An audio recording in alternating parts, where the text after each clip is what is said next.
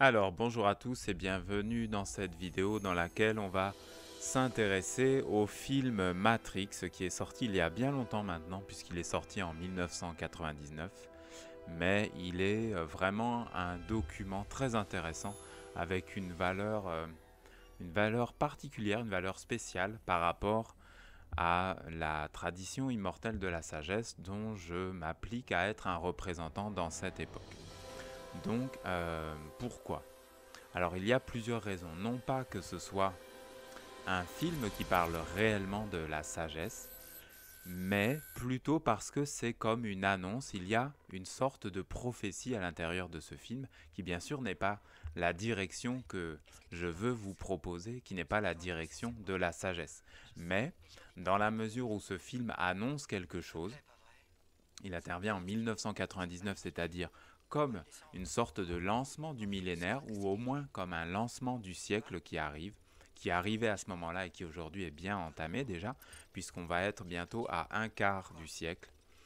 Donc on aura fait un quart du chemin et vous allez voir que ce qui était annoncé dans ce film est effectivement en mouvement aujourd'hui, pour le meilleur et pour le pire, bien souvent pour le pire.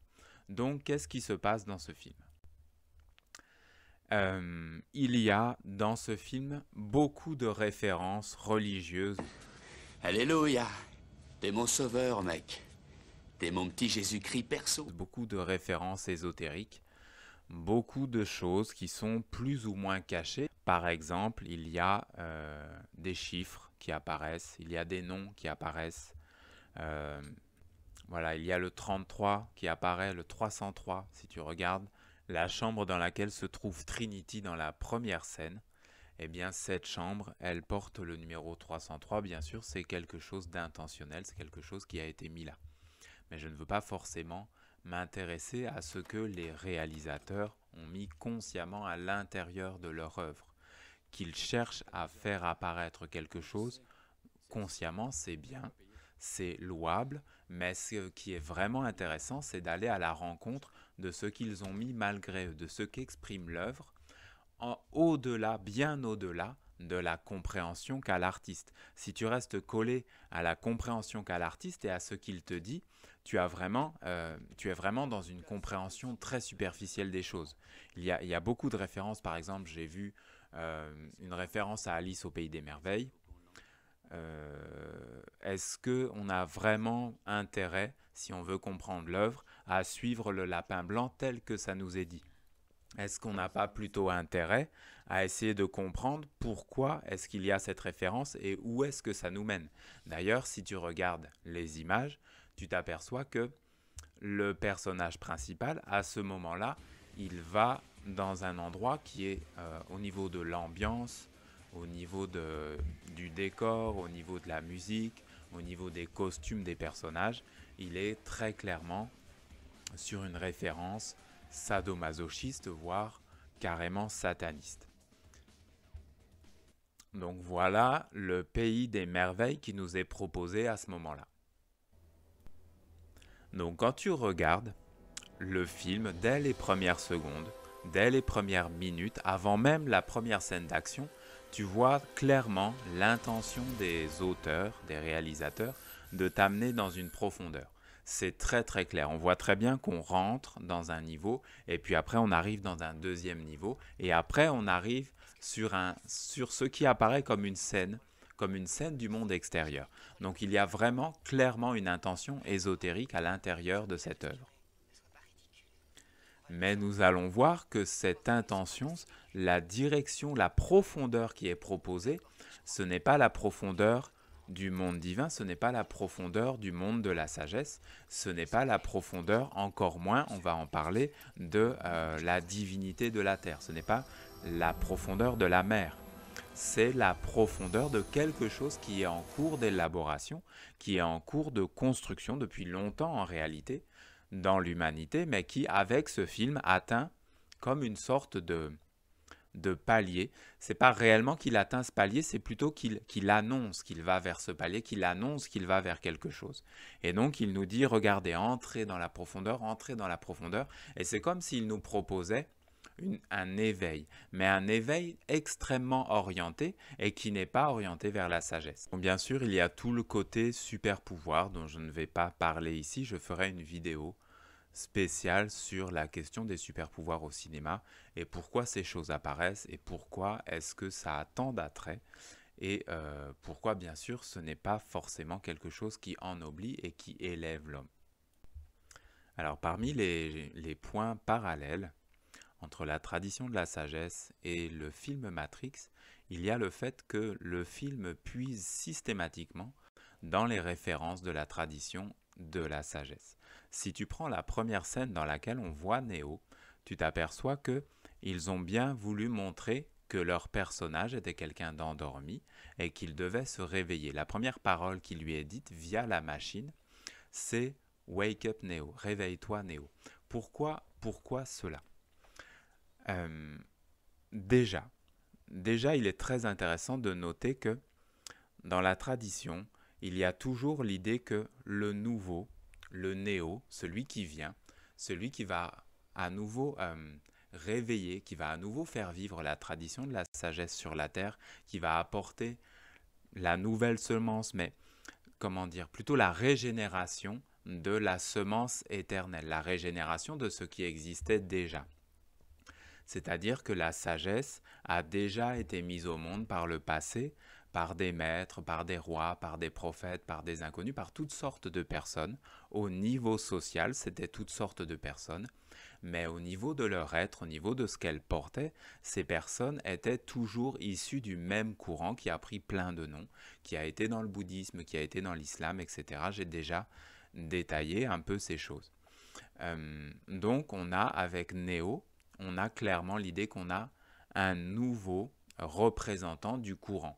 On nous annonce bien que il est recherché. Le personnage de Morpheus recherche Néo. Il cherche celui qui est l'élu, celui qui est le prophète, celui qui est le sauveur et qui va amener la bénédiction dans le monde. C'est sa mission, c'est un être missionné.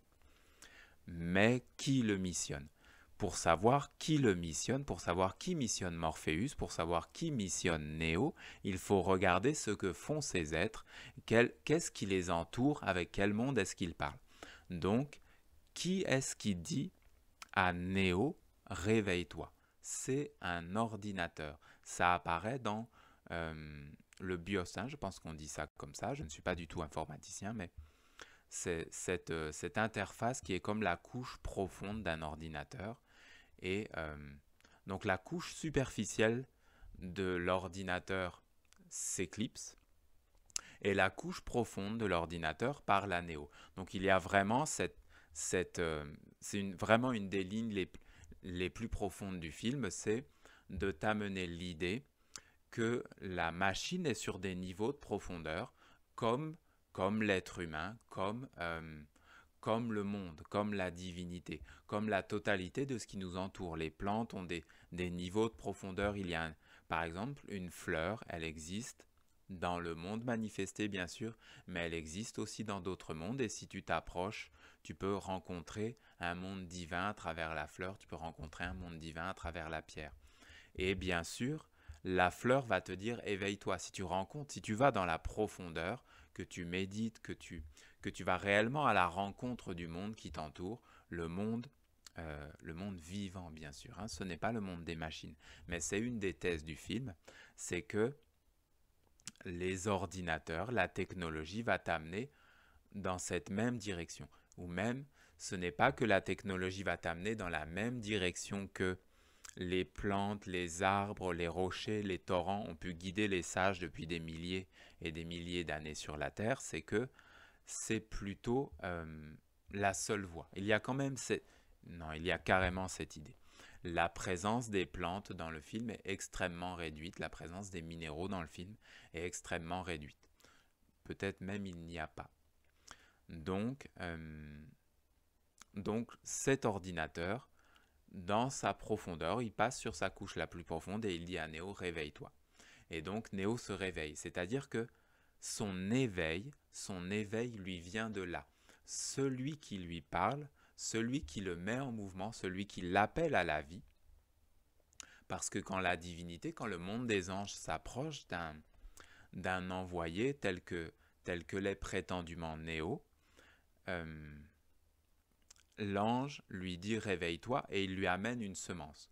Donc on voit que il y a une semence, il y a une orientation, il y a quelque chose qui est amené vers Néo, une semence dans le sens de quelque chose qui ne vivait pas à l'intérieur de lui, qui était inexistant. Je pense qu'on peut dire inexistant parce que même s'il en avait l'intuition, il n'y avait pas accès. Il n'avait pas la compréhension de la matrice, il n'avait pas la compréhension de la profondeur du monde dans lequel il est. Et donc, la machine lui révèle. Bien sûr, il y a un personnage derrière, mais toujours, on va voir dans le film cette récurrence du fait que ça passe par la machine. On voit on rentre dans le téléphone, on rentre dans l'écran, il y a une succession d'images qui nous amène à entrer à l'intérieur de la machine et par conséquent à identifier que la profondeur de la machine et la profondeur de notre être, de notre vie intérieure seraient identiques, qu'il y aurait une analogie, plus qu'une analogie, vraiment une identité, que c'est la même chose et que même tu vas pouvoir devenir cela parce que tu entres dedans à répétition. C'est ce qui est proposé, c'est un des axes principaux de ce film. Donc la machine dit à Néo réveille-toi et suis le lapin blanc et il y a comme vraiment la vision d'un monde supérieur parce que Néo n'a pas conscience de ce qui va arriver dans les secondes et les minutes qui viennent. Mais la machine, oui, il y a un être, il y a une intelligence à l'intérieur de cette machine qui a conscience de cela, qui est comme un monde supérieur. Et on va s'apercevoir que ce monde supérieur, c'est un monde auquel tu as accès via la technologie. Donc, Néo suit le lapin blanc. C'est une quête, si vous voulez. Il suit le lapin blanc comme Alice. Il y a la référence, bien sûr.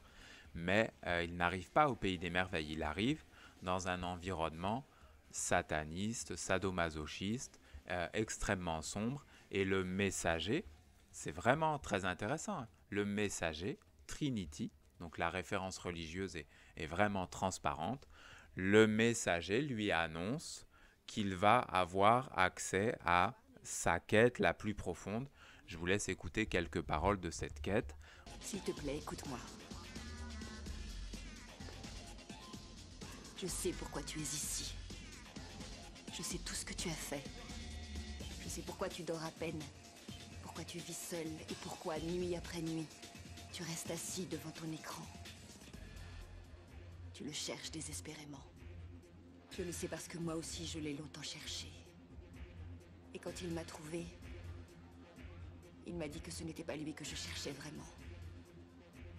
En fait, je cherchais une réponse à la question qui nous anime tous, Néo. À la question qui t'a poussé à venir.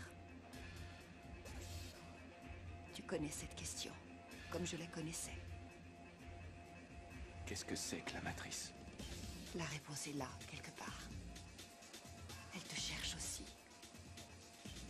Et elle te trouvera. Si tu veux qu'elle te trouve.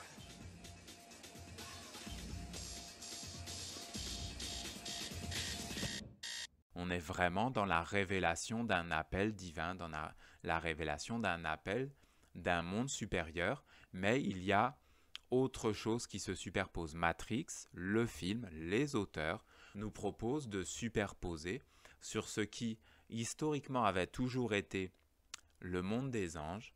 Ils nous proposent de superposer autre chose qu'ils appellent ici la matrice. La matrice, c'est-à-dire, ce n'est pas dit encore au début, mais c'est un monde technologique.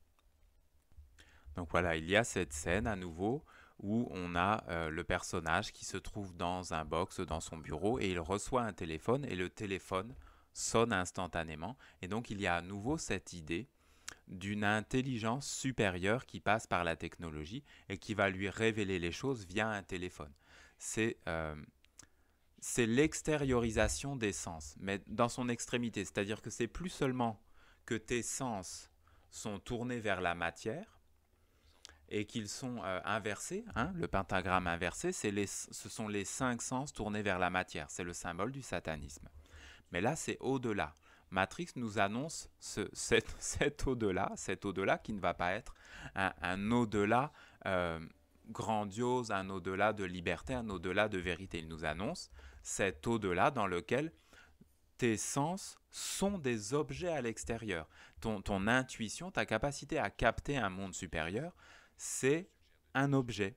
C'est ton intuition, c'est un téléphone. C'est pas que tu essayes de capter où est ton fils, où est ta femme, ou à quelle heure est-ce que c'est, etc. C'est pas que tu essayes de faire fonctionner tes sens, ta mémoire, ton intuition. Non, c'est pas du tout ça. C'est que la technologie va se substituer, elle va t'apporter beaucoup plus. Donc, le personnage, il capte la guidance d'un monde supérieur qui va lui dire « Fais-moi confiance aveuglément », c'est typique, hein. Je peux te guider, mais tu dois m'obéir aveuglément. D'accord.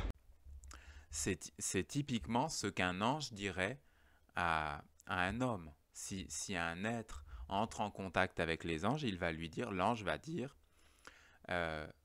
fais-moi confiance, fais confiance, je suis d'un monde supérieur, je peux capter, j'ai une connaissance des grands courants de ton passé, de ton présent, de ton avenir, donc accepte la guidance que je te propose, elle est beaucoup plus sage que ce que toi-même tu peux comprendre.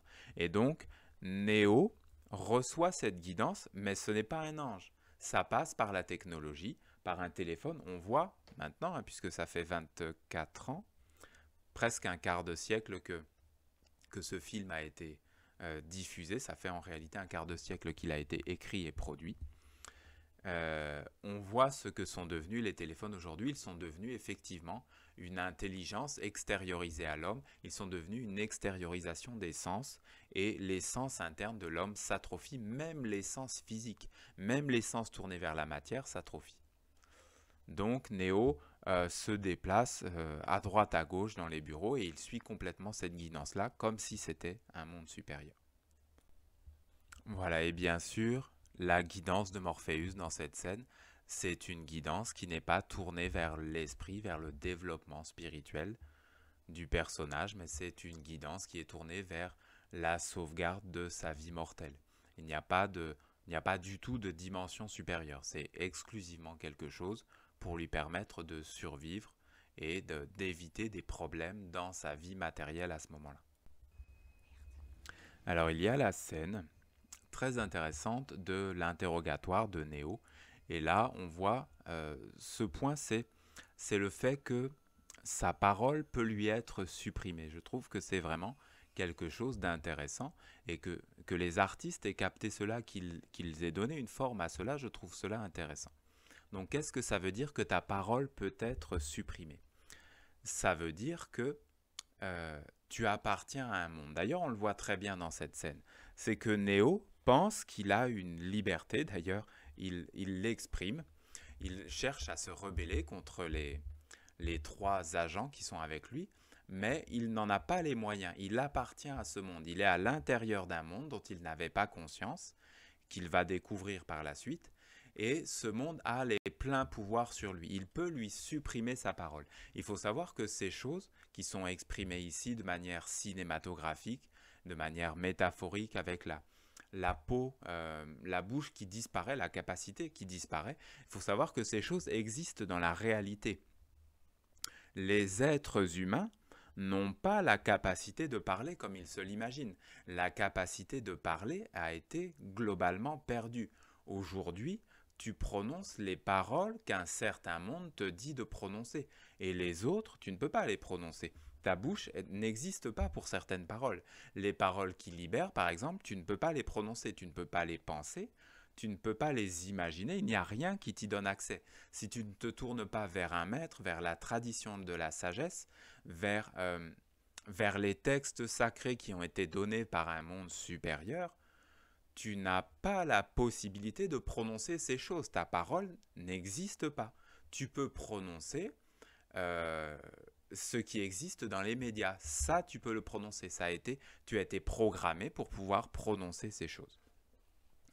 Par exemple, tu vas prononcer qui a gagné le match de foot, qui a gagné le match de tennis, qui a gagné la guerre. Ces choses-là, tu as le droit de les prononcer. On te dit ce que tu as le droit de prononcer.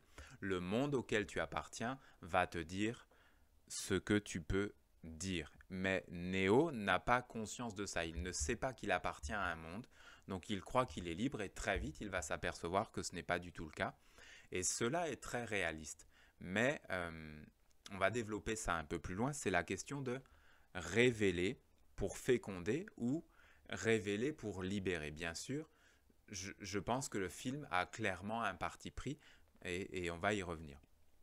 Donc, dans cette scène, il y a un deuxième élément intéressant qui est tout à fait en cohérence avec les enseignements de la sagesse. C'est que le personnage devient, à partir de ce moment-là, il est tracé, il est pucé. Vous allez coopérer, monsieur Anderson, que vous le vouliez ou non.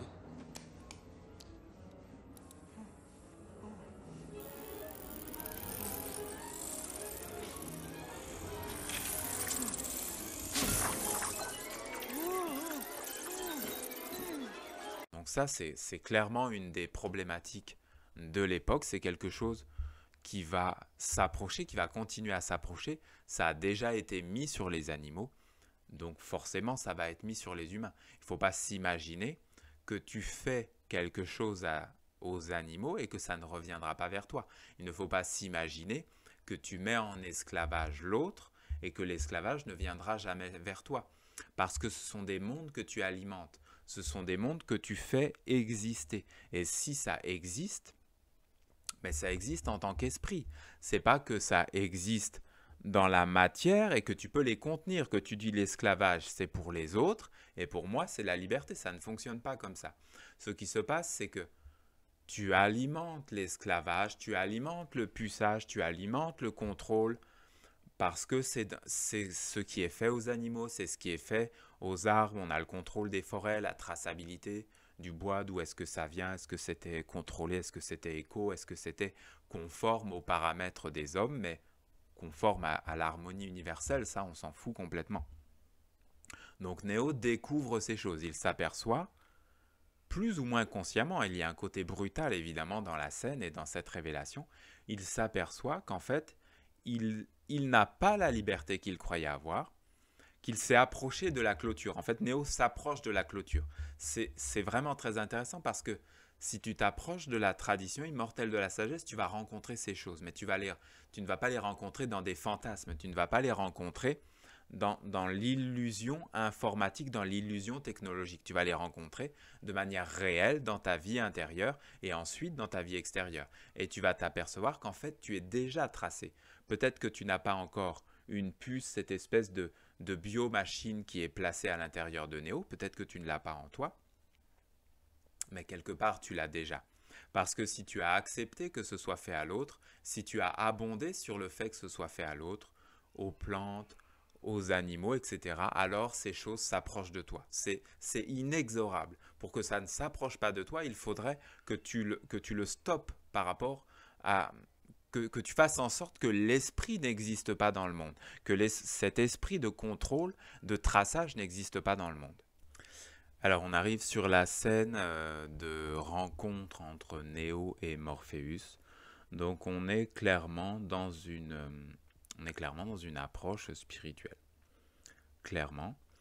Mais si tu regardes le décor, si tu regardes les costumes, si tu regardes l'ambiance, tu t'aperçois que on est quand même sur quelque chose d'assez glauque, avec toujours le cuir noir, avec toujours le... D'ailleurs, le cuir noir va disparaître après. Hein. Quand on arrive dans le monde réel, on s'aperçoit que les personnages recourent à des habits en...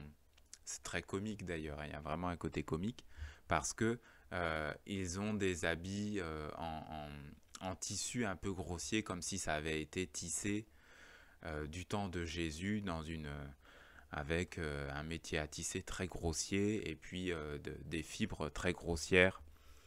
Et sachant que c'est profondément incohérent avec le scénario, puisque on nous dit qu'ils vivent sous terre. Donc comment est-ce qu'ils ont fait pour cultiver du lin, du chanvre, du coton.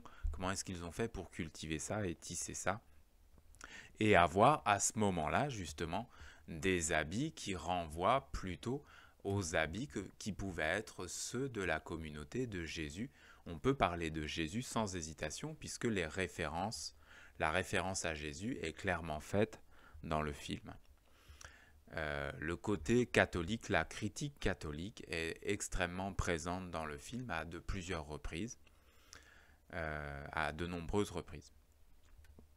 Donc Morpheus et Néo sont face à face, et là on a quelque chose qui est d'ordre spirituel avec la référence à l'apôtre Thomas, puisque c'est le nom du personnage, hein, Thomas Anderson.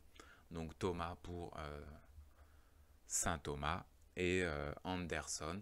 D'ailleurs c'est assez intéressant aussi Anderson, mais on est toujours dans le côté ésotérique voulu. Donc je ne vais pas insister plus que ça sur ce qui a été mis délibérément. Je veux plutôt m'intéresser à ce qui a été mis dans l'œuvre malgré les artistes. Donc, quel est l'esprit qui est dans cette scène? L'esprit fondamental qui est dans cette scène, c'est qu'on te dit, on te donne une nouvelle voie spirituelle. On te donne une voie spirituelle dans laquelle, en fait, ce qui va se passer, c'est que tu vas te libérer par la technologie. C'est comme une autoroute. On t'amène ça directement et tout de suite, plein de machines, tout de suite, tu vas traverser. Le miroir, en fait, ce n'est pas quelque chose qui va se passer dans ta vie intérieure par la conscience. Néo ne traverse pas par la conscience, il ne traverse pas par la méditation, il ne traverse pas par un effort de comprendre qui il est, d'observation de ses sentiments, d'observation de ses pensées, d'observation de ses mouvements. Il n'y a absolument rien de cet ordre-là. Néo traverse le miroir, c'est-à-dire traverse la surface du monde. Il traverse l'apparence du monde. Il traverse le décor du monde et il le traverse par la technologie. Donc, on est clairement dans une nouvelle voie spirituelle. C'est l'annonce mise en image. C'est la propagande. Moi, je pense qu'il y a vraiment un côté propagande dans Matrix, de la propagande ludique, de la propagande fascinante, c'est-à-dire de la vraie propagande. Si tu résumes, la meilleure propagande, c'est celle qui te fascine. C'est celle qui va te prendre dans tes sentiments, qui va aller te chercher partout dans tes représentations intérieures les plus profondes. Matrix, c'est vraiment un chef-d'œuvre de ce côté-là. C'est que il est allé chercher tes représentations, ton élan spirituel, ta recherche plus ou moins bâtarde d'ailleurs, hein, parce que tout le côté de chercher le Messie, de chercher le Sauveur, de chercher l'élu, c'est vraiment la fantasmagorie catholique autour de Jésus. Ce n'est pas du tout, c'est la manière dont les hommes ont compris cela, mais ce n'est pas du tout la tradition immortelle de la sagesse. La tradition de la sagesse va te dire, mais l'élu c'est toi. De toute façon, si ce n'est pas toi l'élu, si ce n'est pas toi l'envoyé de Dieu, mais ça va être personne. Parce que soit tu le fais, soit il n'y a rien. Soit tu vas chercher à l'intérieur de toi la semence divine et tu vas pouvoir la reconnaître en l'autre, soit il n'y a rien. Il ne faut pas s'imaginer que les disciples de Jésus l'ont reconnu sans rien faire. S'ils l'ont reconnu, c'est qu'ils avaient activé quelque chose en eux et qu'il y avait une affinité, il y avait un miroir, mais avec une profondeur. C'est pas j'ai reconnu Jésus parce qu'on a les mêmes fringues. C'est pas j'ai reconnu Jésus parce qu'on a le même coiffeur. C'est j'ai reconnu Jésus parce qu'il y a une analogie dans la vie intérieure. Mais dans Matrix, ces choses sont totalement absentes. On a l'apparition, la mise en forme de manière fascinante d'une quête spirituelle et d'un accomplissement spirituel de manière profondément antichristique. Hein, je pense qu'on peut prononcer le mot sans tellement d'hésitation. On a bien des références religieuses, mais ces choses ne seraient évidemment jamais validées par Jésus. Si Jésus était là, il ne validerait pas du tout cette trajectoire. Cette vie intérieure, cette quête qui s'accomplit par la technologie. Donc voilà, il y a cette scène où Neo touche le miroir.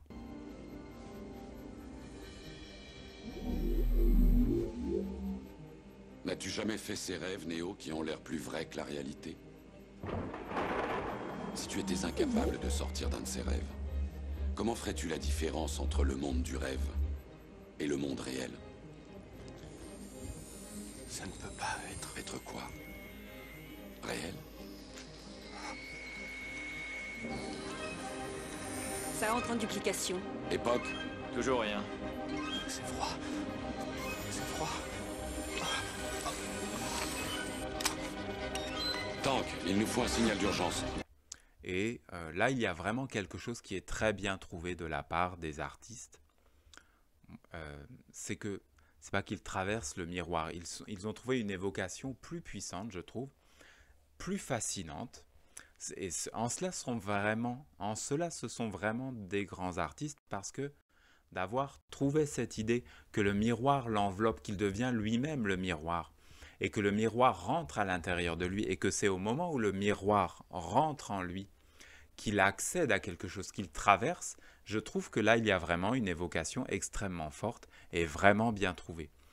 Et je vais probablement dire des choses un peu dures sur ces deux artistes, mais je voudrais dire quelque chose de positif aussi. C'est que ce sont vraiment des artistes, c'est-à-dire artistes dans le sens d'avoir la capacité à capter un monde, la capacité à lui donner une forme, la capacité à aller dans les mondes subtils, dans les mondes immatériels, dans les mondes intangibles, imperceptibles, qui vont échapper à la plupart des personnes, qui vont échapper presque à tout le monde.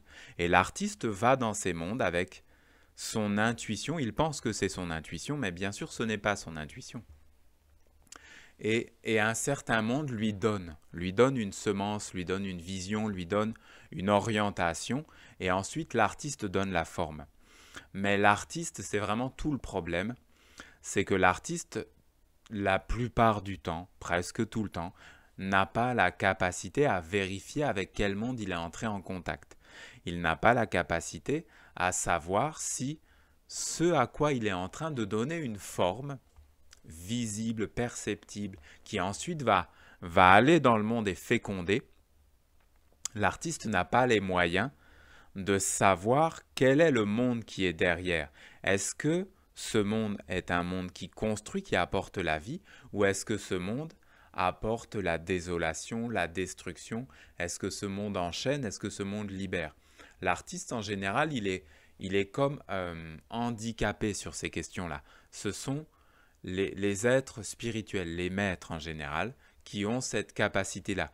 Pour avoir une société harmonieuse, il faudrait que les grands artistes, comme les êtres qui ont, les deux frères qui ont fait ce film, il faudrait que ces êtres-là se soient placés sous la protection d'un maître. Il y avait des maîtres vivants, il y a toujours des maîtres vivants. Si les artistes se placent sous la protection d'un maître, ils vont faire apparaître l'art grandiose, l'art qui libère, l'art qui t'amène réellement la prise de conscience et qui fait que tous les êtres, toutes les personnes qui vont regarder ton art vont être touchés et vont aller vers quelque chose qui les éveille, vers quelque chose qui les construit, vers quelque chose qui les régénère, et non pas vers une vision qui va les détruire. D'ailleurs, la scène suivante amène vraiment sur ça, je vais faire un zoom sur ça, c'est le côté de est-ce qu'on révèle quelque chose? Est-ce que ça existe dans les médias de manière générale, dans le journalisme? Mais les artistes ont cette problématique à gérer également. C'est est-ce que tu fais apparaître quelque chose pour féconder?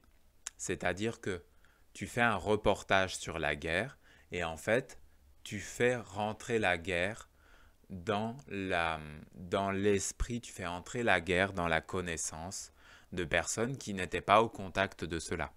Tu fais un reportage sur la torture et ce n'est pas que tu fais diminuer la présence de la torture dans le monde, c'est que tu habitues et la semence de la torture, l'esprit de la torture passe à dose homéopathique à l'intérieur du reportage, même si l'intention officielle du reportage est différente. Et donc des êtres qui n'étaient pas du tout au contact de la torture, qui n'avaient pas forcément connaissance de comment est-ce que ça existe, comment est-ce que ça se pratique, quelles différentes choses horribles on peut inventer pour détruire un être. Ils en prennent connaissance et après ils doivent le gérer. Et s'ils ne savent pas le conduire vers la sagesse, ils vont être manipulés par cela. Il y a deux options.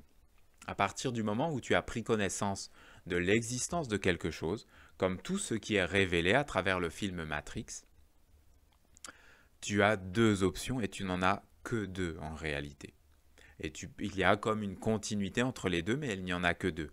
La première option, qui est de très loin la plus répandue, c'est qu'à partir du moment où la semence est entrée en toi, tu vas avoir tendance à lui donner naissance. Tu vas être une terre, c'est ce que dit la tradition. La tradition de la sagesse dit l'homme est une terre pour un monde. Mais pour quel monde? L'homme est une terre, il est un pot de fleurs, il est un pot, il est une capacité à faire germer, il a une capacité à donner de la force à des idées, à des visions. Il a cette capacité. Mais de quoi? Si l'homme n'a pas la conscience, il regarde Matrix, il regarde ce film, et des centaines de semences, tout un monde entre en lui, tout un égrégore des intelligences, toute une vision, tout un avenir, toute une destinée entre en lui. Moi, j'ai vu ce film quand il est sorti, j'étais adolescent, et tout un monde est rentré. Bien sûr, j'étais quand même dans un scepticisme, mais certains de mes camarades de classe, ils l'ont embrassé, ils se sont donnés à cela, certains sont devenus des informaticiens, etc. Tout un monde, vraiment, une destinée, je ne sais pas comment le dire, tellement c'est profond, tellement c'est fort. C'est pour ça qu'il y a un côté prophétique dans le film Matrix. C'est que ce film a fait rentrer une destinée, une nouvelle destinée. Cette destinée existait déjà, mais il l'a mise à jour, il l'a confirmée chez des millions de personnes. Dans toute une génération, il l'a confirmée. Et donc l'autre solution, c'est que tu captes quelque chose par l'art, par le cinéma. Tu vois, par exemple, des choses horribles. Tu vois, par exemple, des choses stupides. Il y a tellement de vidéos stupides aujourd'hui sur Internet. Tu vois différentes choses, voilà. Et ces choses, tu peux les conduire vers la sagesse parce que tu es un étudiant de la sagesse, mais pas la sagesse des hommes. Vraiment, il faut vraiment faire la différence entre la sagesse qui vient d'un monde supérieur et la sagesse des hommes. La sagesse des hommes, elle va donner une place à n'importe quoi dans le monde. Elle va te dire, oui, fais-toi greffer, fais-toi castrer, fais-toi tout et n'importe quoi. Et elle va t'amener une sagesse à cela. Et la sagesse des hommes va toujours légitimer une évolution vers les ténèbres. La sagesse de Dieu est immuable, immuable. Elle ne change pas. Si la sagesse que tu utilises aujourd'hui ne pourrait pas servir à quelqu'un qui a vécu il y a 1000 ans ou à quelqu'un qui vivra dans 1000 ans, c'est que ce n'est pas la sagesse d'un monde supérieur. Donc, soit tu es fécondé par ce qu'un artiste amène vers toi, par ce que les médias amènent vers toi, soit tu peux prendre cela et construire de la sagesse avec. C'est l'idée de l'alchimie. C'est-à-dire que Matrix, quelque part, c'est du plomb brut. C'est un énorme... Tu te fais plomber. Vraiment, tu te fais plomber. Hein. Quand tu regardes Matrix, tu te fais totalement saturer de plomb et le plomb est un poison. Et est-ce que tu peux transformer cela en or? Est-ce que tu peux transformer cela en conscience? Donc, cela nous amène à la scène suivante, qui est vraiment cette scène qui est une des scènes les plus violentes du film. Je ne parle pas des scènes de combat. Les scènes de combat ont un côté assez banal. Mais la scène, disons, de l'éveil de Néo, ce nouveau prophète s'éveille à un monde. Il s'éveille à la réalité de quelque chose. Et donc, les images sont là. Il est un être totalement mis au service de quelque chose dont il méconnaissait complètement l'existence. Ce n'est pas... C'est là qu'il y a quelque chose de complexe et bien sûr, il y a un côté pervers parce que les images sont fascinantes. Et si tu ne peux pas prendre de recul par rapport à l'image, alors elle est entrée en toi. Et d'une part, tu te dis, ah oui, mais effectivement, il y a un monde qui prend les humains, qui prend l'énergie des humains et qui fait apparaître des machines, qui fait apparaître la désolation. On te fait apparaître des tours immenses, une exploitation comme cela peut exister pour les cochons aujourd'hui, comme les humains le font. Bien sûr, ce sont les humains qui organisent cela. Et derrière les humains, la même intelligence, le même projet global, qui n'est pas un projet uniquement pour les humains. Les humains pensent qu'ils ont des projets, mais il faut savoir que quand un être conçoit une exploitation agricole, il est dans la même situation qu'un artiste. Il s'ouvre, il ouvre ses pensées, il ouvre sa capacité d'intelligence, sa capacité à avoir une intuition, il s'ouvre, mais il ne vérifie pas quel monde l'inspire.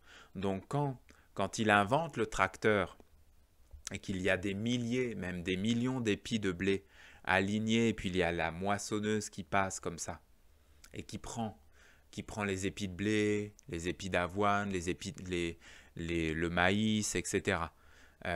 Aujourd'hui, ces choses continuent, ces choses sont en expansion.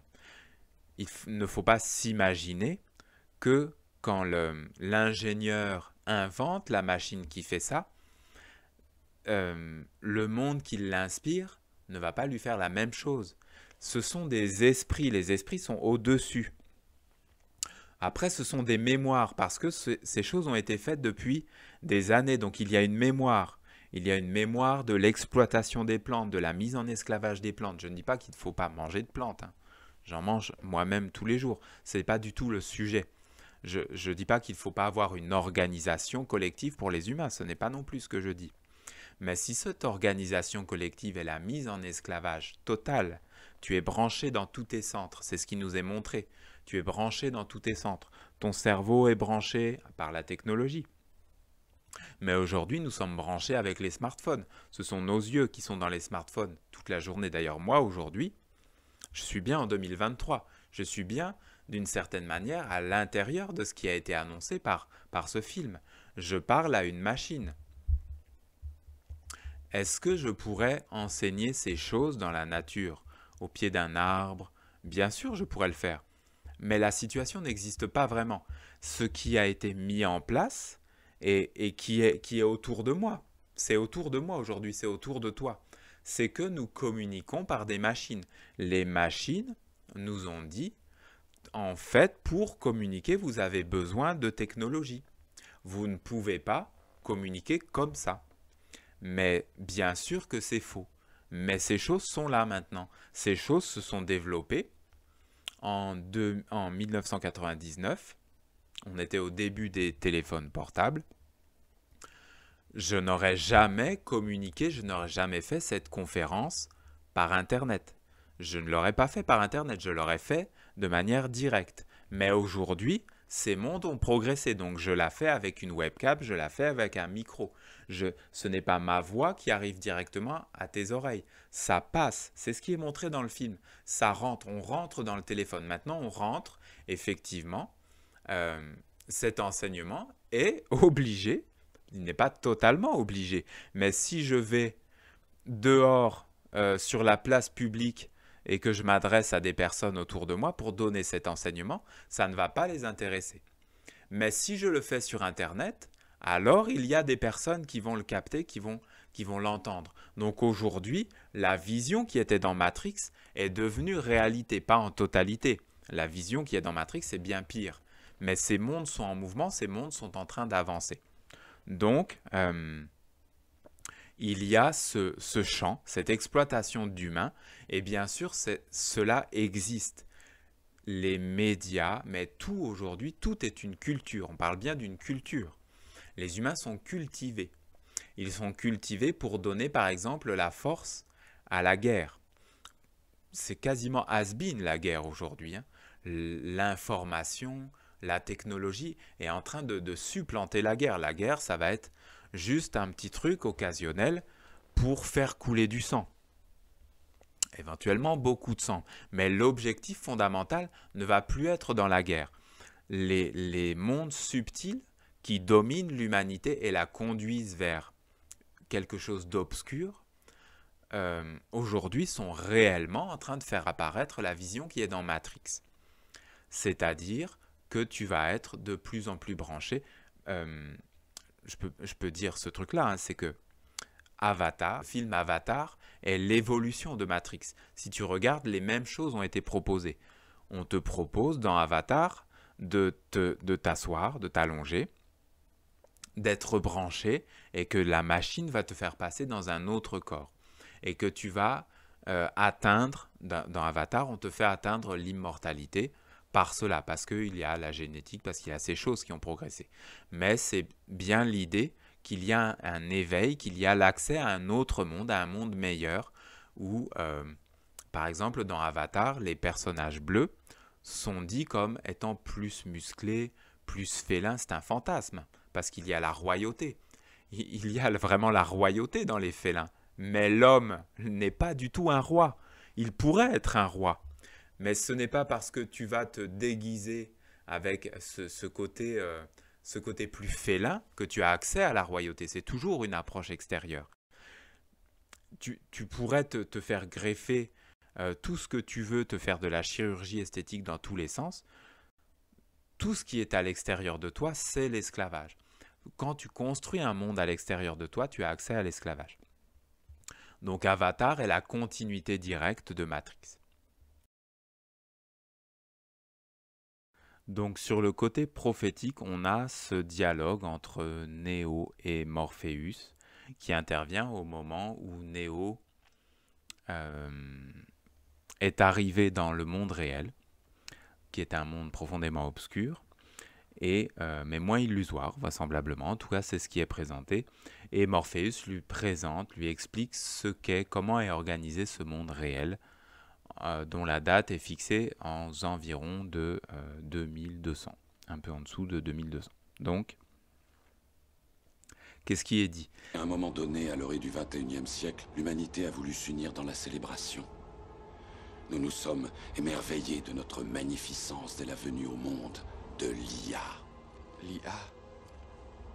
Tu veux dire l'intelligence artificielle? Ce qui est dit, c'est qu'on te propose d'être vigilant, de te mettre en retrait par rapport à l'intelligence artificielle. Parce qu'on te dit, regarde, en fait, les humains sont devenus dépendants des machines d'année en année et progressivement, ils sont devenus tellement dépendants des machines que les machines ont pris le pas. L'intelligence artificielle a dominé l'humanité et l'humanité a été dépassée et nous sommes dans cette situation-là. Le film nous présente cette situation-là. Les humains sont cultivés comme aujourd'hui les humains cultivent des céréales ou cultivent des animaux. C'est exactement la même chose. Et la machine apparaît comme le règne supérieur, mais qui est un règne obscur, bien sûr.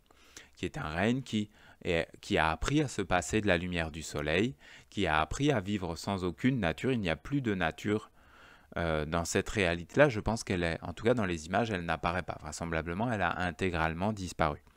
Et c'est donc une vision de l'avenir. C'est ce qui t'est présenté comme vision de l'avenir et on te dit de t'en méfier. En tout cas, le personnage, Morpheus, est en train de dire « Nous n'aurions pas dû faire ça. Ça a été une erreur. Les humains ont cru qu'ils allaient pouvoir, qu'ils allaient atteindre quelque chose de merveilleux avec l'intelligence artificielle, avec des machines de plus en plus sophistiquées.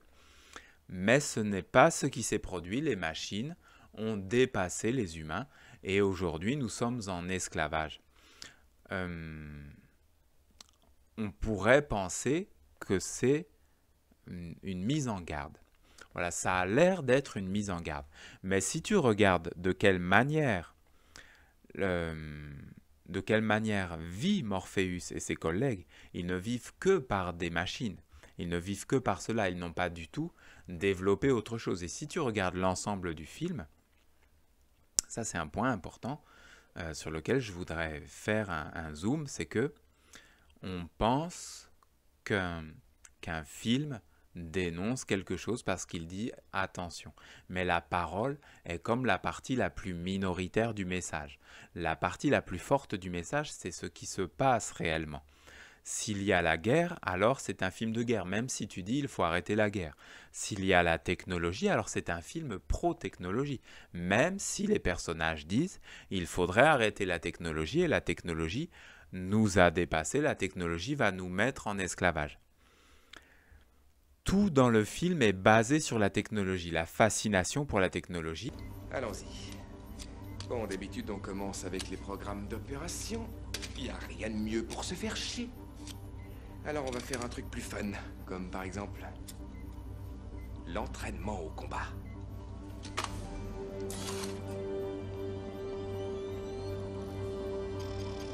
Jiu-jitsu. Je vais apprendre le jiu-jitsu.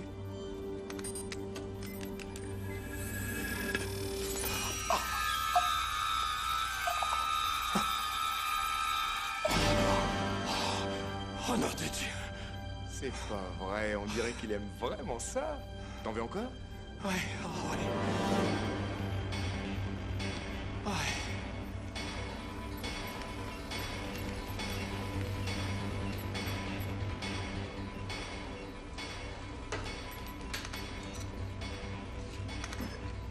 Comment va-t-il?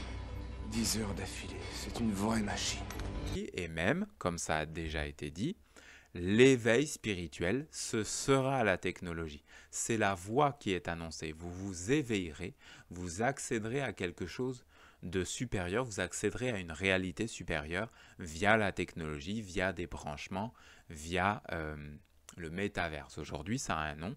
Dans le film, ça s'appelle la matrice. Ça s'appelle c'est un programme dans lequel ton esprit est enfermé et dans lequel il a l'illusion d'avoir une vie. Bien sûr, il y a un parallèle avec la réalité, parce que l'esprit humain vit comme cela. L'identité humaine est profondément illusoire. Il y a vraiment un parallèle. Mais le fait de regarder le film Matrix ne te permet pas du tout de sortir de l'identité illusoire des humains. Elle renforce cela. Tout ce que tu vas faire suite au visionnage de ce film, tout ce qu'amène le film, peut-être tu vas résister, peut-être tu ne vas pas le faire. Mais moi, si je regarde ma vie par exemple, j'ai un téléphone portable, j'ai un ordinateur, j'ai une voiture, j'ai énormément de machines dans ma vie. Et je pense que toi, c'est la même chose. C'est-à-dire que le film amène cela et les humains vont dans ce sens-là parce qu'il y a une fascination. Et si tu ne veux pas vivre comme ça a été annoncé, il te faut une organisation collective. Ça ne peut pas être fait individuellement et ça ne peut pas être fait juste avec des idées. Il faut poser des choses concrètes sur la terre, avoir des rassemblements, même avoir des doctrines qui diraient on n'utilise pas de machine, mais Néo, le prophète Néo, l'envoyé Néo, n'est pas du tout là-dedans. C'est un prophète de la guerre, c'est un prophète de la spiritualité technologique, de la techno-spiritualité. Je ne sais pas si le terme existe, mais on pourrait l'inventer. C'est le prophète de la techno-spiritualité. C'est un antéchrist, clairement. Néo est vraiment un antéchrist, très polissé, il est beau, il est bien rasé, il est smart, il y a un côté intelligent, il y a un côté vraiment propre, il y a un côté attrayant, il est puissant, il a une certaine élégance, voilà. C'est un antéchrist élégant, mais c'est toujours comme ça. Il ne faut pas s'imaginer que le mal va venir vers toi en étant laid. Le mal, l'intelligence du mal, n'est pas une intelligence idiote. C'est une intelligence qui est supérieure à l'homme. Elle sait très bien comment s'adresser à l'homme, comment le fasciner, comment le captiver, comment l'orienter. Il faut se représenter que si l'homme sait faire des clôtures avec des fils électriques, avec des fils barbelés, s'il sait faire toutes ces stratégies d'élevage, il faut bien s'imaginer que les mondes qui sont au-dessus de l'homme, certains principes sombres ont tout à fait la capacité de faire la même chose avec l'homme. Est-ce qu'ils vont le faire avec des clôtures? Éventuellement. Ils peuvent éventuellement le faire avec des clôtures, mais c'est beaucoup plus efficace de le faire avec un film, parce qu'il y a la fascination. Si les hommes pouvaient fasciner les vaches avec des images, sans aucun doute ils le feraient. D'ailleurs, certains se sont aperçus que la musique augmentait la productivité, etc. Les humains sont tout à fait là-dedans. Augmenter la productivité, augmenter l'esclavage, augmenter le bien-être de l'animal, mais pas dans la vision d'une harmonie globale, pas dans la vision du respect de l'animal, pas dans la vision de la destinée de l'animal. Donc ce qui est présenté dans le film, c'est déjà ce qui existe. Mais on nous conduit à nous méfier, on nous dit regarde, méfie-toi de cela, méfie-toi de ce qui va arriver si tu es fasciné par la technologie. Et tout le film est une fascination par la technologie. Donc on est en pleine perversion. Mais bien sûr, l'intelligence sombre fonctionne comme ça. La perversion, c'est sa base quelque part. L'intelligence sombre n'est pas posée sur la sagesse ou sur l'harmonie. Elle est posée sur la perversion, c'est-à-dire annoncer une chose et en faire une autre. C'est la base, c'est quand même un principe. Si tu n'as pas compris que la perversion règne actuellement dans l'humanité, alors tu es vraiment dans une grande faiblesse. Tu vas te faire arnaquer à tous les coins de rue. Si tu penses que l'écologie va amener la protection de la nature, faire des choses pour la planète, etc., comme on entend ça, sauver la planète, ces choses sont issues de l'intelligence perverse. Ces choses ne sont pas issues de la tradition immortelle de la sagesse. La tradition immortelle de la sagesse a une vision profondément différente. Donc j'en profite parce qu'il y a dans ce passage cette phrase très intéressante qui est « Nous ne venons plus au monde naturellement, les machines nous cultivent ». Je voudrais dire quelques mots sur « nous ne venons plus au monde naturellement ». Alors, asseyez-vous bien parce que je sais que ces choses, il y a une telle propagande qui est faite actuellement sur l'intelligence artificielle et sur quelque chose qui est directement apparenté, qui est identique. Quelque part, c'est identique à l'intelligence artificielle. Le transgenre et tout ce qui est de l'ordre de la procréation assistée, c'est quelque chose qui est, c'est la même source que l'intelligence artificielle. C'est la même source que, si vous voulez, une fleur, elle est issue de la même source que la pluie, par exemple. C'est la même source, c'est le même monde, ça fonctionne ensemble. La pluie tombe, elle alimente la fleur. Le soleil chauffe, il évapore la fleur, il évapore ses feuilles et après elle va être entièrement sèche et ça reforme la pluie. C'est le même monde, ça fonctionne ensemble. C'est cyclique, c'est une harmonie. Le soleil chauffe les plantes, le soleil chauffe la terre, ces choses sont ensemble. Ça s'évapore, ça reforme la pluie, il y a le cycle. Le transgenre et tout ce qui est de l'ordre de la procréation assistée, mais l'avortement appartenait au même monde et existe toujours évidemment. Ces choses-là sont le même monde que l'intelligence artificielle. L'intelligence artificielle existe sur la Terre depuis très longtemps. Elle existe sur la Terre, elle est apparue sur la Terre, vraiment, mais il y a très longtemps, longtemps avant les machines, longtemps avant les robots. L'intelligence artificielle est apparue sur la Terre à partir du moment où l'intelligence humaine n'était plus l'intelligence animiste, c'est-à-dire que les humains ont cessé d'utiliser l'intelligence liée à l'âme. Ils ont cessé de voir l'âme, ils ont cessé de sentir l'âme de la nature, ils ont cessé de sentir l'âme, de se rencontrer comme des âmes, d'être des animistes, de rencontrer chaque chose comme une âme, de capter. Si vous faites l'initiation des 12 semaines que je propose, il y a toute une partie qui est sur cela, c'est-à-dire redévelopper l'intelligence animiste. Si tu n'as pas l'intelligence animiste, par définition, l'intelligence que tu utilises est une intelligence artificielle. C'est une intelligence coupée du fondement de la vie, coupée de la profondeur du monde qui t'entoure. C'est une intelligence superficielle, c'est une intelligence pseudo-rationnelle, parce que tu vas détruire, mais en pensant que tu ne détruis pas, parce que tu vas détruire les relations, par exemple. Tu vas, même toi-même, tu vas te faire du tort à toi-même, mais rationnellement, ça a l'air très bien. Et le fait d'augmenter le côté rationnel ne permet pas de se protéger de cela. La pseudo-rationalité est vraiment une intelligence artificielle et ça fait plusieurs siècles, plusieurs millénaires presque que ça existe. Je pense qu'en Europe, en France, en Angleterre, dans tous les pays qui ont été les pays celtes, l'intelligence artificielle est rentrée dans la conscience presque de tout le monde. Je pense qu'il y a eu des étapes. Il y a eu des étapes, c'est certain. Il faudrait avoir des historiens de la tradition pour décoder ces choses, pour aller chercher exactement comment ces choses ont eu lieu. Mais je pense qu'à partir de l'Empire romain, l'intelligence artificielle était là. C'est-à-dire, c'est cette intelligence qui t'aligne, qui fait l'alignement des troupes, qui fait la discipline dans les troupes, qui n'est plus une intelligence de l'âme. Donc l'intelligence artificielle a grandi jusqu'à arriver à son apparition dans de nouveaux corps. Il n'était pas possible initialement d'avoir des corps, de créer, de faire une apparition, de faire quelque chose de spécifique qui serait une manifestation de cela. Parce que l'homme, il est limité, c'est ce que dit cette intelligence. L'homme est limité. Évidemment, s'il ne vit plus avec l'âme, il est limité, il est déjà enfermé. Le simple fait de ne plus vivre avec l'âme, c'est en soi un enfermement. Donc il y a ce désir amené par cette intelligence sombre de construire de nouveaux corps. Et bien sûr, les téléphones, les smartphones maintenant, toute la technologie, voilà, je ne vais pas tout citer, hein, il y en a tellement.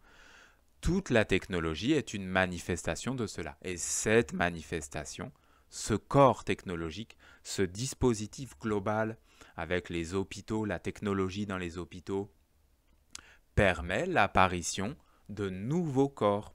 Et ces choses vont augmenter. Bien sûr, ce n'est pas la sagesse, je le répète. Je ne suis pas du tout en train d'amener un fatalisme. Toute personne qui se mobilise collectivement, c'est-à-dire individuellement par sa conscience, et ensuite en s'associant avec d'autres, toute personne qui fait cela peut amener une autre vision dans le monde, une vision de sagesse. Mais actuellement, le courant dominant, clairement, c'est un courant de technologie qui permet l'apparition de ces nouveaux corps, à travers le transgenre notamment, mais d'autres choses, les machines. Ce sont ces corps-là qui sont des corps affranchis de la nature et qui ont une procréation, qui naissent par des machines. Voilà. Il y a ces choses, on est en 2023 là, hein, quand je fais cette vidéo. Il y a ces courants. Il faut autoriser les mères porteuses, il faut autoriser toute la procréation par machine. À partir du moment où tu génères la stérilité dans une société, forcément, tu vas devoir créer une nouvelle façon de générer des corps. Et bien sûr que ce qui est dans Matrix, c'est ce qui cherche à se manifester aujourd'hui. Voilà, et donc immédiatement après cette scène où sont présentés les chants de fœtus, ce sont des visions d'horreur, clairement. Donc si tu vois ça et que tu n'as pas de sagesse, si tu n'as pas de moyen de faire quelque chose avec ça, tu es fécondé. Vraiment, il ne faut pas s'illusionner. Si tu as vu ces images et que tu n'as pas de contact avec un monde supérieur, tu es fécondé et ça détruit quelque chose en toi. De voir des nourrissons, des milliers de nourrissons et de le visualiser, de commencer à faire naître, parce que tu pourrais vivre sans cette vision-là. Tu pourrais tout à fait exister, cette vision-là n'existait pas. Mais maintenant tu l'as vu, maintenant c'est en toi. Comment tu vas faire pour te dégager de ça? Comment tu vas faire? C'est une violence, il y a quelque chose d'extrêmement violent. Des chants, des fœtus dans des tuyaux, c'est une vision d'horreur, clairement. Comment est-ce que tu fais, une fois que tu as vu ça, pour te nettoyer? En réalité, si tu n'as pas un contact avec un monde supérieur, tu ne peux pas te nettoyer et cette vision va commencer à grandir. Tu vas être une terre pour cette vision. Cette vision va commencer à grandir, à faire une mini-pousse, le smartphone, et puis après ça va être ah oui mais la procréation artificielle c'est très bien parce que ça aide telle personne, ça aide telle personne, ah oui et puis en fait je pourrais peut-être me faire mettre tel implant, je pourrais peut-être avoir une troisième jambe ou une deuxième, enfin bon bref, je vais pas tout citer, hein, dans le domaine de la bêtise on peut inventer beaucoup de choses, mais il est très difficile en réalité de se dégager d'une telle vision. Donc, après cela, qu'est-ce qui se passe? On a notre personnage, notre prophète, notre prophète d'un certain monde, donc Néo. Il ne supporte pas cet éveil, il est dans un rejet de cet éveil. Et bien sûr, c'est à nouveau un parallèle clair et évident, et c'est comme une vampirisation en réalité de la tradition immortelle de la sagesse. Parce que on te propose de le vivre, mais de le vivre donc par identification, bien sûr, avec le personnage, mais tu ne vas pas réellement t'éveiller. C'est juste que tu as l'illusion d'un éveil. Et donc, Néo a cette phrase, il dit, en fait, mais je ne peux plus repartir, c'est ça, je ne peux plus retourner dans l'illusion. En effet, c'est à nouveau quelque chose qui est issu de la tradition immortelle de la sagesse. L'illusion, à partir du moment où tu t'éveilles, tu ne peux plus réellement y retourner. Si tu prends conscience, tu ne peux plus reculer. Et si tu recules, si tu fais ce que fait l'autre personnage, là, j'ai oublié son nom, cet autre personnage qui demande à y retourner, c'est une trahison majeure. Tu vas être obligé de t'auto-détruire en réalité. Tu ne peux plus reculer. Et toute prise de conscience, tu dois la stabiliser dans ta vie. Toute prise de conscience doit être le plus haut de ce avec quoi tu vis et tu dois construire ton avenir, ton futur et le futur des autres générations qui viendront après toi, c'est-à-dire toi probablement. Tu dois le construire à partir de la vision la plus haute, de la prise de conscience la plus haute que tu as eue. La prise de conscience qui éveille réellement, qui libère réellement, non pas dans un monde illusoire, non pas dans un monde technologique, mais dans un monde réel. C'est de prendre conscience que l'homme n'existe pas réellement. La vie de l'homme n'existe pas réellement. Ce qui existe, c'est son âme immortelle. La vie, c'est ce qui est présenté comme étant la matrice. Cette vie-là n'existe pas réellement. Tu pourrais, d'une certaine manière, la stopper et te mettre à méditer et t'élever jusqu'à ton âme immortelle, et là tu toucherais quelque chose de réel. Et bien sûr il y aurait un risque, et bien sûr il y aurait des désillusions terribles, parce que tu t'apercevrais effectivement qu'il y a une culture. Il y a une culture, mais pas au sens artistique, théâtral, littéraire du terme. Il y a une culture des pensées, il y a un enfermement par la culture, par ton identité, par ta psychologie en réalité. Donc, il y a cela.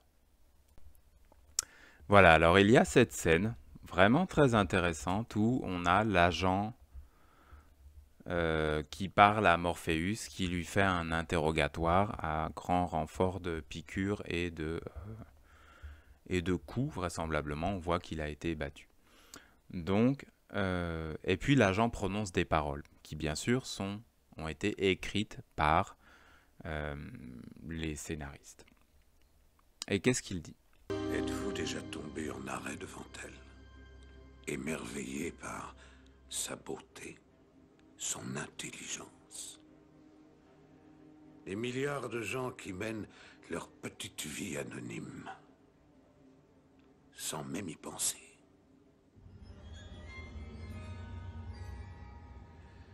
Saviez-vous que la première matrice était censée produire un monde idéal où personne n'aurait souffert? Le bonheur parfait pour chaque être humain. Ce fut un désastre. Personne n'a accepté ce programme, une catastrophe pour les récoltes. Certains croyaient à l'époque qu'il faudrait qu'on reprogramme l'algorithme du concept de monde parfait, mais moi, je crois que de tout temps, l'espèce humaine a défini la réalité comme un purgatoire, une souffrance. Le monde parfait n'était donc pour le cérébrum primitif qu'une forme de rêve dont on ne s'éveille qu'en mourant.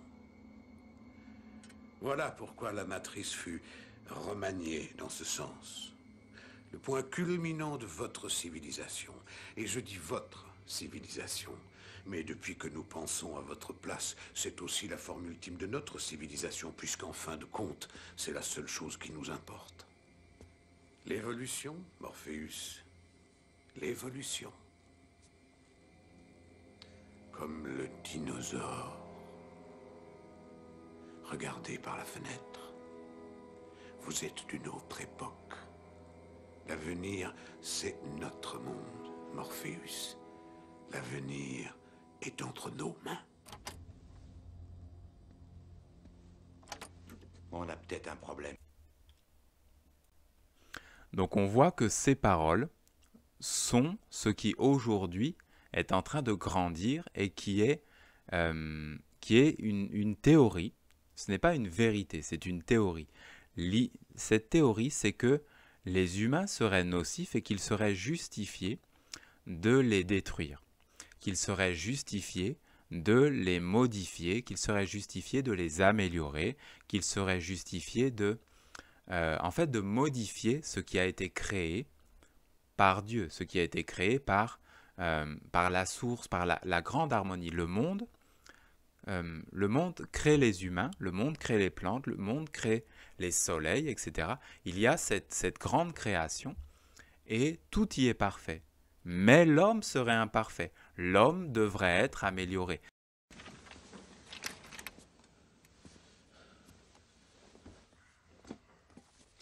Je souhaiterais vous faire part d'une révélation surprenante.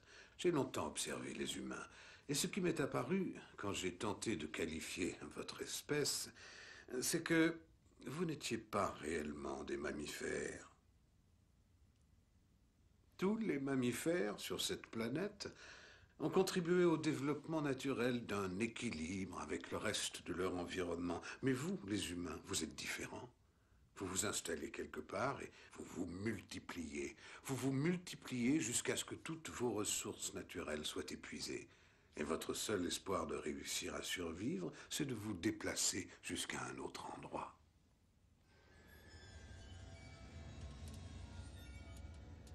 Il y a d'autres organismes sur cette planète qui ont adopté cette méthode. Vous savez lesquels? Les virus. Les humains sont une maladie contagieuse. Le cancer de cette planète. Vous êtes la peste. Et nous sommes l'antidote. C'est cette intelligence, bien sûr, il n'y a que cette intelligence particulière, qu'on peut appeler l'usurpateur, qui peut prononcer une telle parole. C'est son discours, c'est son projet. Son projet à lui, c'est de prendre la main et de se mettre de se mettre en intermédiaire. Et à partir de cet intermédiaire, une fois qu'il a coupé l'homme de son âme, une fois qu'il a coupé l'homme de l'harmonie, il génère son propre monde en mettant des pensées à l'intérieur de l'homme. C'est dit, c'est clairement dit. Il y a vraiment un côté, j'ai vu sur Internet circuler des vidéos qui disent Matrix vidéo initiatique. Ça c'est clair qu'il y a un côté initiatique, mais est-ce que tu peux le lire? Ou est-ce que tu prends l'initiation qu'on te donne? Est-ce que tu prends l'initiation qu'on met devant toi? Est-ce que tu y crois? Ou est-ce que tu t'aperçois qu'il y a une escroquerie géante? Bien sûr, ce n'est pas conscient. Ce n'est pas comme un complot. C'est l'organisation d'un monde supérieur, obscur, qui cherche à faire en sorte que les humains soient dans une destruction interne et qu'ils soient dans une destruction extérieure. Donc, il y a cette idée de réduction de la population, il y a cette idée de dictature écologique, il y a différentes idées comme ça que l'humanité serait une sorte de maladie. Mais l'humanité n'est bien sûr pas une maladie, l'humanité est un catalyseur sur la Terre. L'humanité a la capacité, chaque humain individuellement, via la conscience, a la capacité d'être un amplificateur de la beauté, un amplificateur de la conscience, un amplificateur et de tout faire grandir, de tout amener vers une expansion, de tout amener vers la beauté. Mais c'est quelque chose qui se passe uniquement si les humains vivent avec leur âme. Si les humains vivent avec la technologie, c'est la vision qui est proposée, puisque l'agent, qui est un programme, dit « La matrice est splendeur, la matrice est merveille. Êtes-vous déjà tombé en extase devant la matrice? Êtes-vous déjà tombé en extase devant tant d'intelligence? Tant d'intelligence non divine et tant d'intelligence non humaine. Donc qu'est-ce que c'est? D'où vient cette intelligence? Bien sûr, le film ne le précise pas. Voilà, et donc il y a cette scène où l'agent Smith s'adresse de manière non voilée, vraiment de manière directe à Morpheus, et il lui dit, c'est comme une expression directe de cette intelligence de l'usurpateur. Il lui dit, je vais être tout à fait honnête envers vous. Je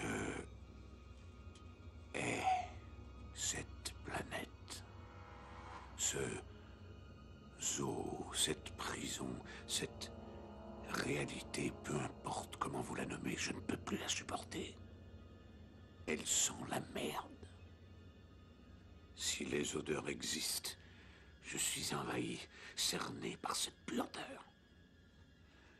Je sens d'ici votre pestilence. Et toutes les 2 minutes, j'avoue que j'ai moi-même peur d'être infecté, tellement vous me répugnez. Pigé. J'ai besoin de m'échapper. J'ai besoin qu'on me libère. je hais cette planète. Voilà, c'est de la haine. Il faut savoir que cette intelligence-là, c'est une intelligence qui veut vivre en esprit, qui veut vivre comme associée au monde divin, mais dans l'indépendance du monde divin. C'est quelque chose de particulier parce que les humains sont sous cette influence, bien sûr. Aujourd'hui, la civilisation entière que nous connaissons essaye d'exister dans l'indépendance par rapport au monde divin. Et donc la matrice est quelque chose qui a cet objectif. Le métaverse, qui est en cours de construction aujourd'hui, a le même objectif. Il y aura probablement la possibilité d'avoir des vies totalement artificielles, totalement absurdes et totalement stériles dans les années, dans les siècles qui viennent. Et donc, cette intelligence est vraiment dans la haine de la Terre. Et voilà, et cette idée, j'ai besoin de m'échapper. C'est vraiment l'idée qui est mise à l'intérieur de l'homme par cette intelligence. L'idée d'un enfermement et l'enfermement lui-même, bien sûr. Mais si cette intelligence ne vient pas, plutôt si l'homme est dans la conscience et qu'il ne laisse pas cette intelligence venir vers lui souffler des pensées, lui souffler des actes, l'esclavage n'apparaît pas. Si l'homme est éveillé, l'esclavage ne se construit pas autour de lui et ne se construit pas en lui. Par conséquent, il n'est pas dans ce besoin impérieux de se sortir de là, comme dans une haine du monde direct, une haine de la réalité, et le besoin extrême et violent de sortir de cette réalité. Donc ça nous amène au dernier point, qui est le cœur de cela, c'est que la matrice se substitue à la divinité de la mère. Qu'est-ce que je veux dire par là? Ce que je veux dire, c'est que la divinité de la mère, c'est un environnement qui se tisse, qui est tissé autour de toi et qui est, disons, empli d'une affinité, empli d'une connivence, empli d'une douceur, d'une vigilance. C'est un monde de vertu. La mère, c'est-à-dire la divinité de la terre, avec tous les règnes qui vivent en elle. C'est-à-dire il y a les éléments, il y a l'eau, l'air, le feu, la terre, les rochers, il y a les éléments bien sûr, et il y a les plantes, les animaux, cet ensemble, cet organisme vivant auquel nous participons de toute façon, même si nous sommes comme dans une extériorité, même si dans la situation de possession et d'envoûtement qui est actuellement, nous sommes apparemment extérieurs à cela. Mais si tu reviens dans la vision animiste, alors il y a l'amour, clairement, il y a l'amour, il y a le respect, il y a l'interaction avec le monde autour de toi, L'air, c'est pas quelque chose de vide, c'est quelque chose qui te fait vivre. Donc il y a l'amour, parce que l'air vient en toi, l'air te fait vivre, l'air te fait entendre les sons. L'eau vient, te nettoie, l'eau te désaltère, l'eau est partout en toi. Il y a vraiment une participation globale de tout. Mais ce que te vend le film Matrix, c'est que les éléments vont être du codage. Les éléments vont être la matrice. Ce qui te constitue, ça va être un signal électrique. Ça va être des suites de chiffres et tout, parce que toutes ces choses, ce monde vivant, ce monde divin, avec cette réalité autour de toi, elle est vraiment comme ta structure, comme ton fondement, comme ton être, comme quelque chose qui est partout. Et ce que le film superpose, c'est comme s'il essayait de proposer une substitution, un simulacre, puisque le terme est utilisé dans le film. Il utilise un simulacre et il te demande d'entrer dedans. Il te dit, regarde, tu vas pouvoir entrer là-dedans. Et tu seras quelque chose de supérieur. Tu auras accès à quelque chose de supérieur. Tu seras dans un éveil. Voilà, tu as perdu le contact avec la mer, tu as perdu le contact avec la nature, avec le féminin. Tu es dans une époque où on détruit les polarités. On détruit le yin et le yang. On détruit l'harmonie, on détruit le cycle. On est en train de détruire ces choses dans l'homme. On ne sait plus ce qu'est un homme, on ne sait plus ce qu'est une femme. On ne sait encore moins ce qu'est l'âme. On n'arrive plus à voir que l'androgynie, le côté non sexué, où tu es autant un homme qu'une femme, où tu es dégagé de la polarité qui est au niveau matériel, au niveau corporel, on n'arrive plus à voir qu'elle est dans l'âme. On est totalement pris par des illusions, par des fantasmes et par le besoin de s'extraire. Voilà, c'est ce que dit l'agent. Il dit « je veux m'extraire, je veux sortir de là, je veux détruire cela ». Et bien sûr, ces choses sont en mouvement à travers le transgenre et à travers d'autres choses probablement qui vont apparaître. Mais pas que, bien sûr, c'était déjà en mouvement avant. Donc, il y a ce voile qui vient, qui se superpose et qui te dit, voilà, tu auras une nouvelle mère, tu auras une nouvelle matrice et ce sera la technologie. Voilà, c'était vraiment, je pense, le message fondamental du film Matrix avec l'ouverture du nouveau siècle, avec l'ouverture du nouveau millénaire, c'est de te dire, tu auras une nouvelle destinée et cette destinée sera technologique. Tu t'éveilleras par la technologie, tu seras nourri par la technologie, tu seras engendré par la technologie, tu seras en totalité phagocyté par la technologie, tu aspireras à la technologie. C'est ce que dit le film et bien sûr, ce n'est pas du tout la vision d'un monde de sagesse et ce n'est pas du tout ce dont nous avons besoin pour vivre en harmonie avec nous-mêmes, avec l'âme et avec l'ensemble, avec la totalité des mondes. Donc si vous voulez aller plus loin, après avoir dit tant de choses assez sombres, en tout cas de les avoir montrées, je ne peux que vous encourager à participer aux initiations que je propose parce que prendre conscience, si c'est pour ne rien faire derrière, c'est toujours un affaiblissement. Tu ne dois pas prendre conscience pour te lamenter, tu dois prendre conscience pour aller vers des solutions réelles et pour te mettre en mouvement vers la conscience, pour te mettre en mouvement vers un éveil réel, vers une libération réelle de ce qui est réellement illusoire aujourd'hui. Et clairement, la technologie est une illusion, mais plus profond que l'illusion technologique, il y a l'illusion de l'identité humaine. Voilà, donc c'était quelques mots sur ce film prophétique, Matrix, et sur la manière dont il a fécondé le monde. Je vous dis à bientôt pour d'autres analyses de films et n'hésitez pas à commenter, à me donner vos remarques, même si on n'est pas d'accord sur tout, c'est pas un problème. Voilà, on peut partager, on peut essayer de se comprendre, on peut essayer de construire quelque chose dans une diversité de points de vue, parce que bien sûr nous avons toujours un objectif commun.